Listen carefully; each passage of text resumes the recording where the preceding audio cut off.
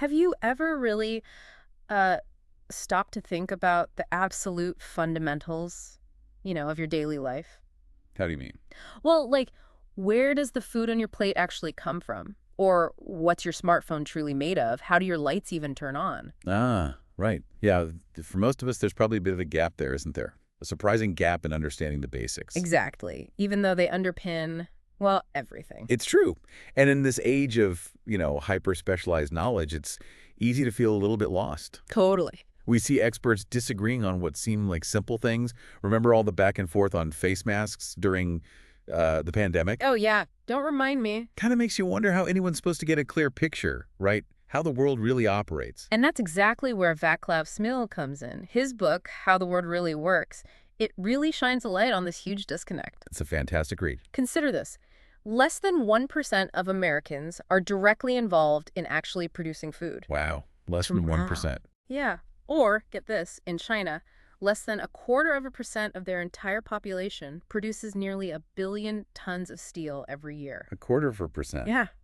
It's hard to fathom. We're so far removed, aren't we, from the fundamental processes that sustain us. It's almost dizzying. Absolutely. And Smilis argues, that many people now entertain these kinds of fantasies that, electronic flows will somehow make all the quaint old material necessities unnecessary. Like we can just live in the cloud or something. Exactly. But he says, look, that's simply not the reality.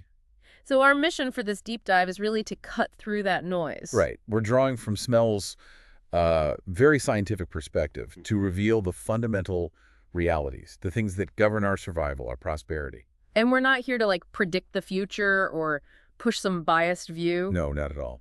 It's about giving you those crucial aha moments about how the world genuinely functions based on the science. Okay, so let's unpack this. Where should we start? Maybe energy.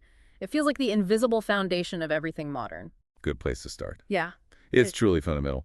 And it's wild to think how completely dependent we've become on fossil fuels and electricity. I mean, think back to, say, 1850. Right. Almost half of all useful kinetic energy, the energy of motion, came from draft animals, horses, oxen. And another 40% from human muscles. Incredible. But today, it's almost entirely machines, isn't it? Fueled by liquids or running on electric motors. They've just completely replaced that animal in human power. It's a breathtaking transformation, really. Yeah. Since 1800, we've seen something like a 3,500-fold gain in useful energy. 3,500 times. Yeah, and overwhelmingly powered by fossil fuels. Just to give you a sense of scale, between 1950 and 2020, the per capita useful energy in the U.S. roughly doubled. Okay. Japan more than quintupled its rate. Wow. And China. Well, China saw an astonishing more than 120-fold increase in per capita useful energy during that same period. 120 times. That's just incredible growth. It really is. And within that huge shift, electricity is particularly fascinating, I think. Oh, so. Well, it's abstract, isn't it? Intangible. You can't hold it like a lump of coal or, a gallon of gasoline. True. But it's arguably one of the most transformative forms of energy we have. Its ubiquity is just undeniable. Everywhere. Electric motors alone nearly doubled American manufacturing productivity by 1930. And honestly, think about your house. They're in almost every single item. Fridge, washing machine, fan. Yeah, everything. But what often gets overlooked, especially now, are the practical realities behind all the talk of, rapid decarbonization. Right. Everyone talks about going green fast, but... But the physics can be tricky. Take intercontinental flights. Those big jet engines, the turbofans, they burn kerosene. Jet fuel, yeah. Which has an energy density that's 40 times higher than even the best lithium-ion batteries we have today. 40 times? Wow. 40 times. So even if you assume electric motors are twice as efficient, which is generous, the effective density gap is still 20-fold. So what you're saying is long-distance flights aren't going electric anytime soon with current battery tech. It's simply a matter of physics, yeah. Yeah.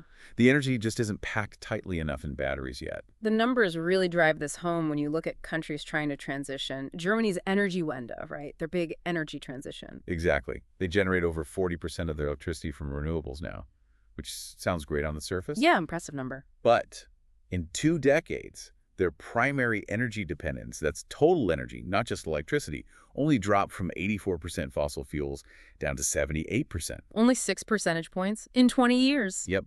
And meanwhile, Japan's fossil fuel share actually rose, went up from 83% to 90% between 2000 and 2019. Why was that? Mostly because they lost a huge chunk of nuclear generation after the Fukushima disaster. It just shows how sticky this dependence is, how hard it is to shift the entire system. And when you zoom out, the global picture, the scale is just mind-boggling. It really is.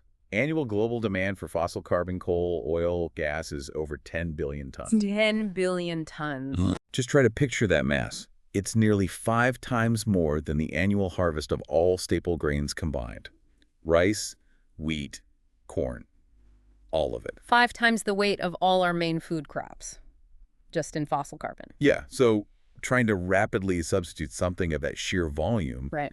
well, it's an engineering and economic challenge that's almost unimaginable in, just a decade or two. Okay, that ties perfectly into the next big topic, our food, which you just mentioned. It really is a modern miracle, isn't it, that we managed to feed nearly 7 billion people adequately back in 2019. It is, especially when you consider that's almost an 8-fold increase in adequately fed people just since 1950. 8 times more people eating enough. But here's where Smil really pulls back the curtain. He reveals the secret ingredient, if you like. Which is? Fossil fuels. The hidden truth is that this whole modern food system is profoundly reliant on them. So it's not just the sun. No, not by a long shot. It's the tractors, the combines, that agricultural mechanization. It's the energy-intensive production of fertilizers. It's pumping water for irrigation, making pesticides, all demanding substantial fossil fuel inputs. So Smil says we're literally eating fossil fuels. In a very real sense, yes. Give me an example. Okay, think about wheat.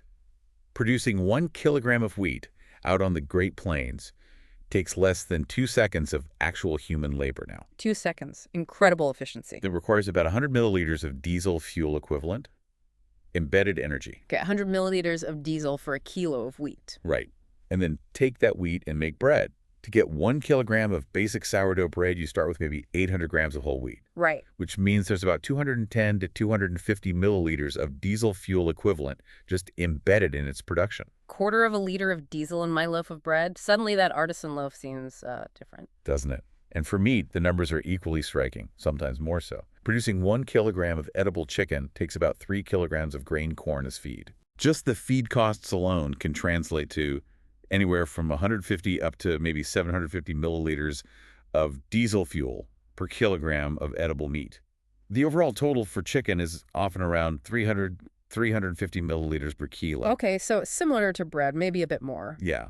But then Smil gives this amazing tabletop demonstration example. Oh, yeah. Imagine a single medium-sized tomato grown in, say, Almeria in southern Spain and shipped all the way to Stockholm, Sweden. Okay, long journey. Its embedded production and transportation energy cost is equivalent to about 650 milliliters per kilogram of tomatoes. Wow, over half a liter of diesel per kilo of tomatoes. Which works out to more than 5 tablespoons of diesel fuel for just 1 medium tomato. 5 tablespoons of diesel for a tomato. That's genuinely shocking. It is. And seafood. The average for all seafood is around 700 milliliters per kilogram, diesel equivalent. Even higher than the tomato. But some things, like certain wild-caught shrimp or lobsters, incredibly, they can require more than 10 liters of diesel per kilogram landed, including the shells. 10 liters. Yeah.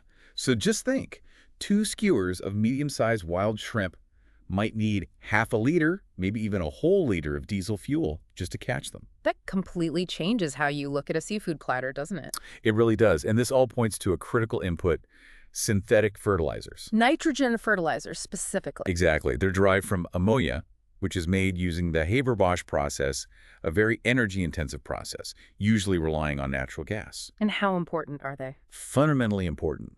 Smil estimates they're directly responsible for at least half of recent global crop harvests. Half. Half the world's food relies on synthetic nitrogen. Pretty much. Yeah. Without them, it would be simply impossible to feed even half of today's nearly 8 billion people.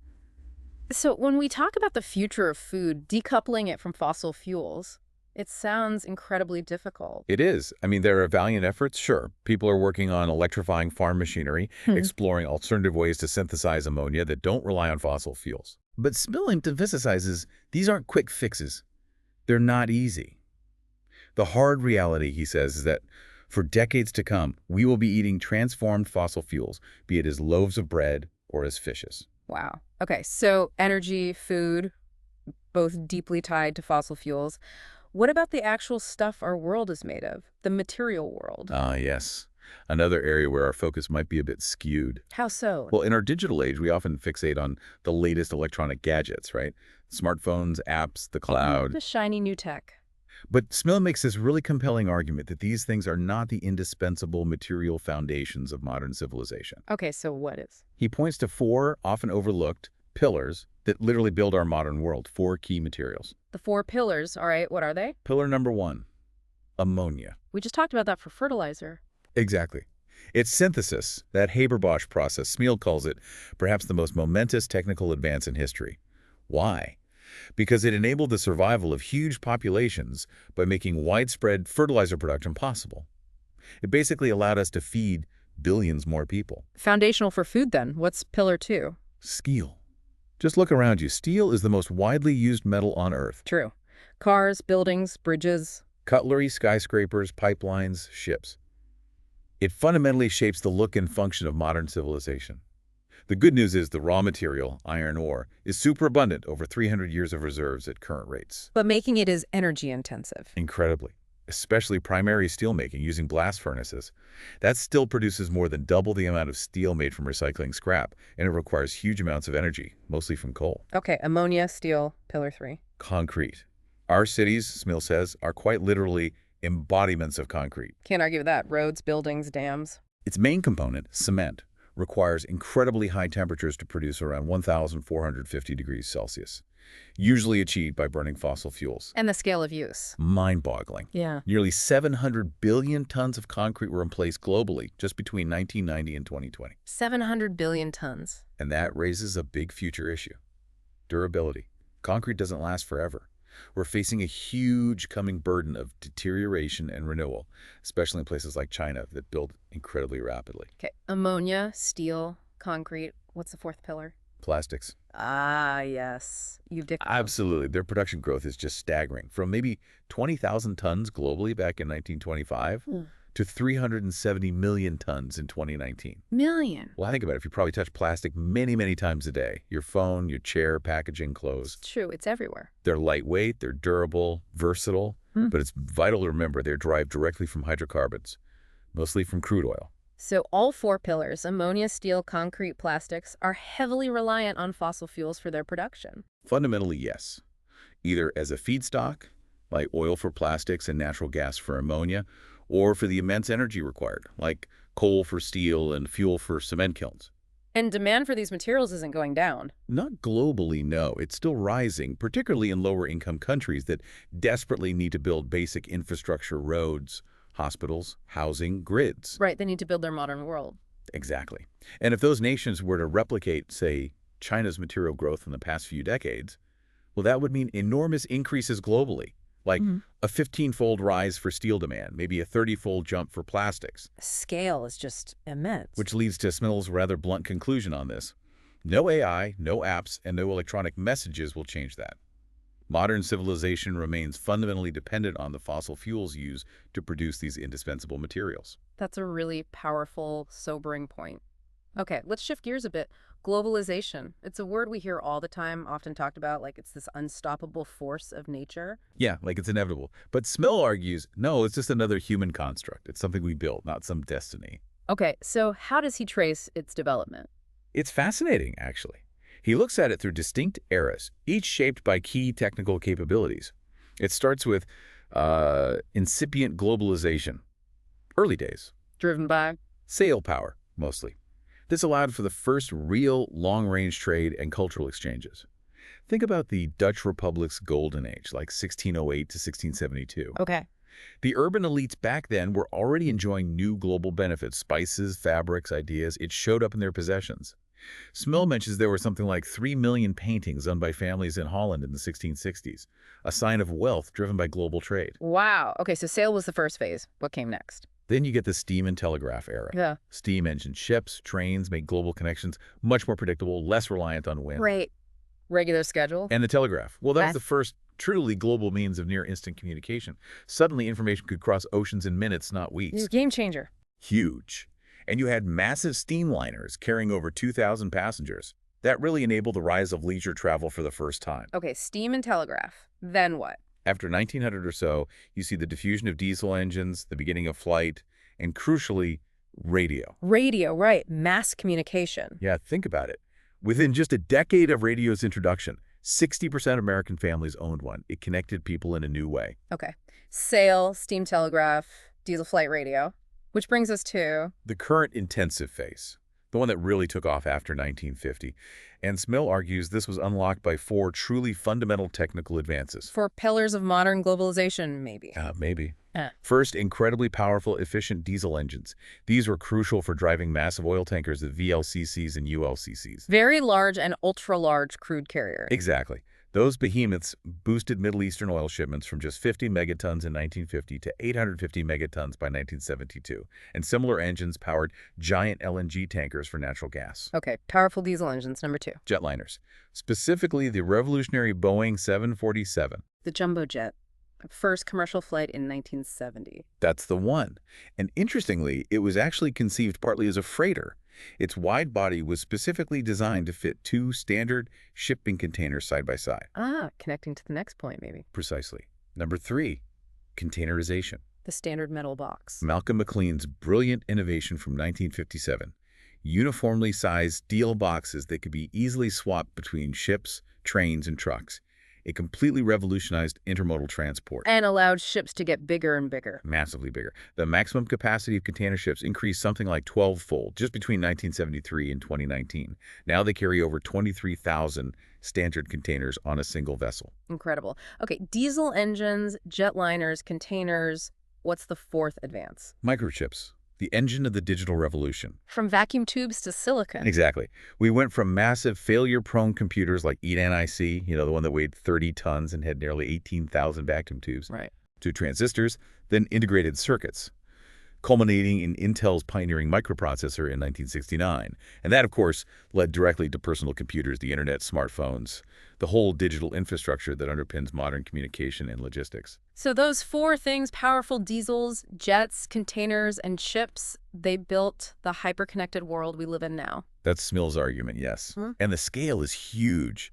International trade share of world economic product more than doubled, from 30% in 1973 to 61% by 2008. Wow. Global air freight rose 12-fold between 1973 and 2018. And now we can even watch it in real time. Right. Tools like Marine Traffic or Flight Radar 24 let you monitor commercial shipping and flights with just a click. You can actually see this incredibly complex real-time choreography of global logistics unfolding. It's truly astounding. It really is. But it raises a question. This intricate web, can it be easily undone? We hear a lot about reshoring and bringing manufacturing back home now. That's a really important point. Globalization has definitely faced setbacks before. Think about the period between the world wars. Trade's share of global GDP actually plummeted from 14% in 1913 down to just 4% by 1945.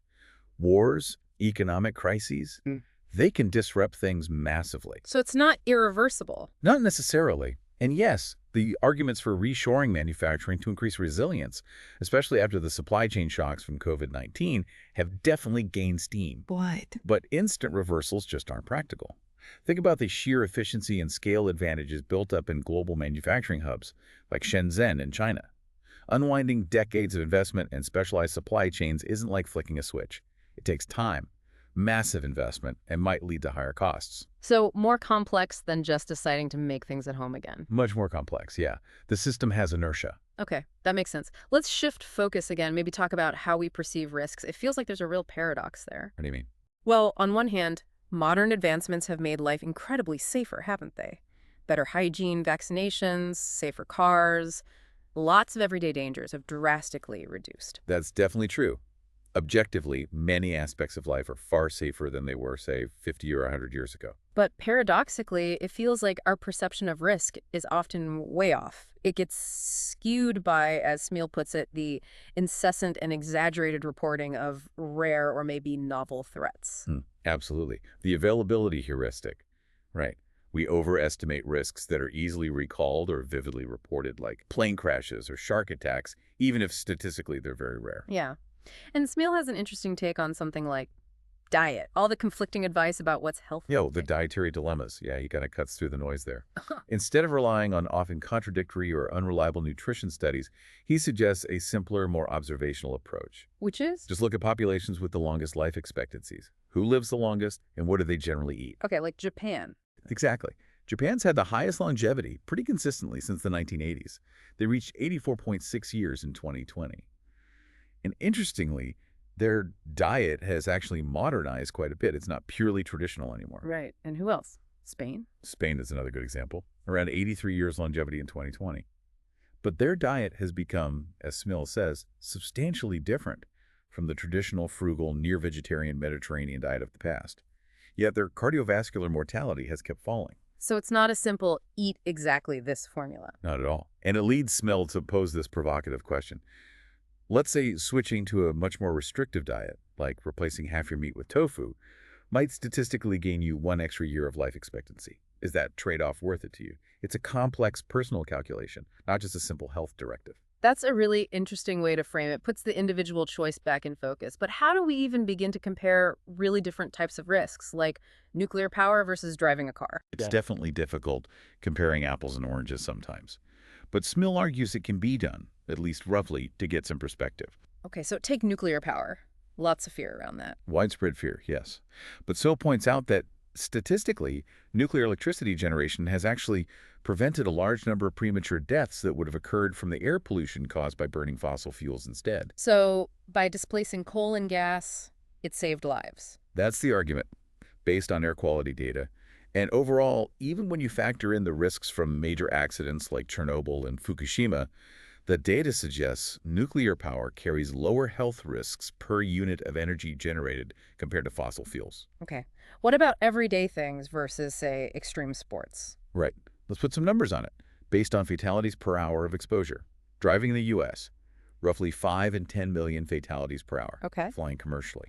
About 2.8 in 100 million fatalities per hour. Much lower. Yeah, driving is roughly 10 times more dangerous per hour than flying commercially, which itself is way safer than it used to be. How much safer? Flying in 2019 was more than 200 times safer per hour than it was back at the beginning of the jetliner era in the late 50s, early 60s. Incredible safety improvements. Okay. What about something risky like skydiving? Skydiving. About 5 in 100,000 fatalities per hour while you're actually aloft. Whoa, okay. Orders of magnitude higher. That's about 50 times riskier per hour than just sitting in your chair, statistically speaking. Makes sense. But here's a sobering one that often gets overlooked in these comparisons. What's that? Medical errors. Smilside's data suggesting they're a truly significant cause of death. Possibly the third highest cause in the U.S., maybe accounting for over 250,000 deaths back in 2013. 250,000 deaths from medical error. That's staggering. That single risk potentially dwarfs so many of the things we worry about daily. It puts things in perspective, doesn't it? It really does. So we're maybe bad at judging common risks. What about those really rare but catastrophic events? The low probability, high impact stuff? Yeah, society really struggles to prepare for those. Think about a massive solar flare, like the Carrington event back in 1859. Right, the one that fried telegraph systems. Exactly. If a similar event hit us today, it could potentially cause widespread, long-lasting disruption to global power grids and communication systems, satellites, internet, everything. Then we wouldn't have much warning. Maybe only 12 to 15 hours notice between the flare erupting on the sun and the charged particles hitting Earth. Restoration could take months, maybe even years in some areas, the estimated economic damage. Somewhere between $2 trillion and maybe $20 trillion. Yikes. Okay, that's a big one. What else? Pandemics? Viral pandemics. Yeah. Smil points out they're basically guaranteed to recur. It's not if, but when. And we've lived through them before. Absolutely. Anyone over 62 in 2020 had already lived through 3 major pandemics in their lifetime. The Asian flu in 1957, the Hong Kong flu in 1968, and swine flu in 2009. So COVID-19 wasn't unprecedented in that sense, but it felt different. A crucial difference was the age-specific mortality. COVID-19 hit the elderly, especially the 65-plus cohort, extremely hard. Whereas the 1918 Spanish flu. That one disproportionately targeted younger adults, people in their 20s and 30s. Largely, it's thought now, due to secondary bacterial pneumonia overwhelming immune systems that reacted strongly. Very different pattern. So why does it seem like we keep getting caught off guard? Why do we struggle with the basics during these crises? That's the frustrating part, isn't it? Smil talks about society's recurrent inability to get the basics right. Like with COVID. Yeah, the incoherent and non-uniform response in many places. The critical shortages of simple things like masks and basic protective equipment, even though we'd had clear warnings from SARS, MERS, H1N1, It highlights this recurring failure. And there's another paradox here, isn't there, related to aging? Exactly. Our incredible success in extending life expectancy over the last century means we now have much larger elderly populations. Who are often more vulnerable to new diseases. Precisely. The UN projects a 70% rise in the global population age 65 and over by 2050. So our very success in keeping people alive longer creates new vulnerabilities we need to manage. It's a complex challenge. Definitely complex. Okay, let's turn to the environment itself, the only biosphere we have. Smil offers some reassurance here, right? At least on some fronts. He does. He points out that 2 out of our 3 absolute existential necessities are not in immediate global peril. Okay, what are they? First, oxygen. The oxygen level in the atmosphere is remarkably stable, around 21%. Human activity, even burning all those fossil fuels, removes only a tiny fraction each year, like 0.0002%. So we're not running out of air, even with the deforestation and fires. No. Even massive forest fires, as devastating as they are locally and for carbon emissions, do not pose a global suffocation risk. The atmosphere is just too vast. Okay, that's reassuring. What's the second stable necessity? Water. At a global level, Smil argues that demand-driven freshwater scarcity using too much in specific regions is actually a greater immediate concern than overall shortages caused by climate change, meaning we could manage it better. Yes. And he uses the U.S. as a positive example here. Between 1965 and 2015, the U.S. actually reduced its per capita water use by nearly 40%. Even while the population grew. Yet even with a 68% population increase during that time, it shows that with concerted effort, better efficiency in agriculture and industry, fixing leaks, changing habits, managing demand, can yield significant results. Okay, so oxygen and water, maybe not immediate global crises, but that leaves the big one, climate change. Right. And here, Smil is very clear. Fossil fuel combustion remains the principal driver of global climate change. No question about that. And the trend is still going the wrong way. Largely, yes. Global human-caused greenhouse gas emissions increased by about 2/3, 65%, just between 1989 and 2019. And China's role? China's emissions rose about 4.5 times during that period. By 2019, they accounted for nearly 30% of global CO2 emissions. The scale of their industrialization has had a huge climate impact. So the problem is real, the cause is clear, but Smil is skeptical about some of the proposed solutions, isn't he? Yeah. Or at least the timelines. Very skeptical about the timelines. He calls the promises of rapid, complete decarbonization, like getting to net zero by 2030, or even 2050, quantitative fables. Strong words. Why? Because, he argues, these models often just ignore the fundamental realities we've been discussing. How are you going to produce billions of tons of cement, steel, plastic, and ammonia without fossil fuels, or with carbon capture that doesn't exist at scale yet? How are you going to make long-distance shipping and aviation 80% carbon-free so quickly, given the energy density issues? They gloss over the 4 pillars and the energy realities. Exactly. There's often a disconnect between ambitious targets and the brute physical and engineering challenges of transforming these massive energy-intensive systems. But Smil also points out some counterintuitive environmental facts, doesn't he? Things that challenge simple narratives. He does. He cautions against preconceived and rashly generalizing conclusions. For example, he cites satellite data showing that overall about 1/3 of the world's vegetated area has actually been greening in recent decades. Greening? How? Partly due to CO2 fertilization, changing land management, reforestation in some areas. It's complex. But it counters a simple, everything is turning to desert narrative. Okay. What else? Another surprising one. The land area of the Pacific atoll nation of Tuvalu, often presented as the poster child for sinking islands. Well, studies show its total land area has actually increased slightly over the past few decades due to sediment accretion and other coastal processes. Wow, that's not what you usually hear. Right. Now, this doesn't negate the reality of sea level rise or the threats faced by low-lying nations, but it adds crucial nuance. It shows that environmental systems are complex and don't always follow simple linear predictions. So it's about acknowledging complexity and avoiding oversimplification. Precisely. Which connects to another crucial point Smil makes. Applying the speed of the digital world to the physical world is just wrong. What does he call it? A category mistake. Exactly. It's a category mistake. You need to develop a new app, scale it globally in months. But changing fundamental material aspects of civilization, how we get energy, grow food, make steel and cement, operates on completely different timescales, decades, not months. Because physics and infrastructure have inertia. Massive inertia. These are existential imperatives, he says. Securing water, producing food, extracting and transforming raw materials. Ah. They just don't work like software updates. They move much, much slower. So what's the takeaway for the near future, say the next 20, 30 years? Smil's conclusion is pretty grounded. The fundamentals of our lives will not change drastically in that time frame. Meaning? Meaning steel, cement, ammonia, and plastics will still be the essential pillars holding up our civilization. A major share of transportation, trucks, ships, planes, will still be fueled by energy-dense liquids derived from fossil fuels. We'll see changes, yes, transitions will continue, but the fundamental dependencies will persist for quite some time. It's about understanding that inertia, not just focusing on the desired innovation. Exactly. It's about realism.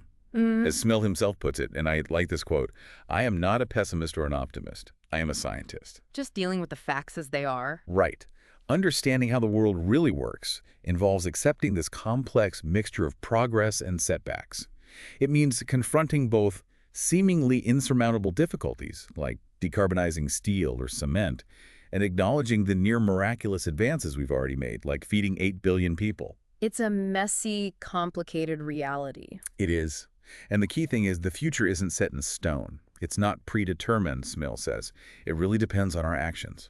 Informed actions, hopefully, based on a realistic understanding of these fundamentals. Which brings us back to the beginning, understanding how things actually work. So maybe a final thought for everyone listening. Given all these deep realities we've dug into today, what fundamental complex reality in your own daily life have you maybe been overlooking? Yeah, what part of your world really works in a way you haven't fully considered? And how might understanding it better, whether it's your food, your commute, the stuff you own, how might that change your perspective or maybe even your actions? Something to think about.